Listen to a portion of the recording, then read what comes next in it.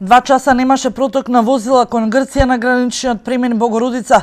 Околу 300 автотакси возила и неколку десетици автобуси утрово го блокира автопатот кон контролните пункта на границата. Возила не поминуваа кон Грција, но сите возила од грчка страна влегуваа на македонска територија. Тие одлука за блокада ја донале, откако управувачкиот комитет одлучи бегалците кон север да се транспортираат единствено со воз. Велат каде беше возот, кога илјадници бегалци влегоа во Гевгелија и такси возилата ги транспортираа кон север.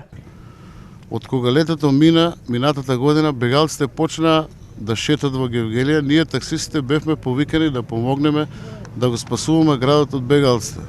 Поради што лично се снаоѓавме и направивме големи вложувања, а сега не малтретираат специјалци.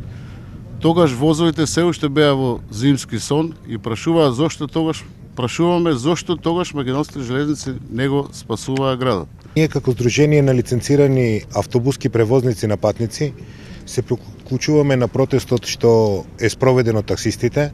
Сами ги известивме сите надлежни институции за сите протести и сите превземени наши дејства. Протестот после границата продолжи низ градските улици. Такси возачите велат дека градот од утре ќе биде блокиран по 2 часа, а со секој нареден ден ќе се зголемува и време траењето на бојкотот.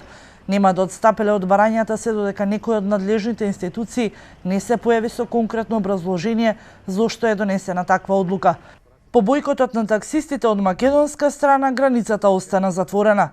Од грчка страна се спуштија рампите за влез и излез во Македонија.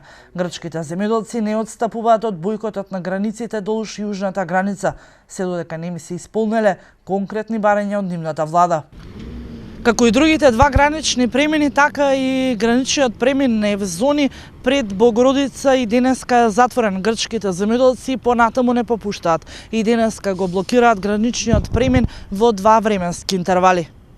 Денешниот протест на Богородица помина без инциденти. Таксистите заминаа кон градот, но утре од 10 часот ќе се повторно таму.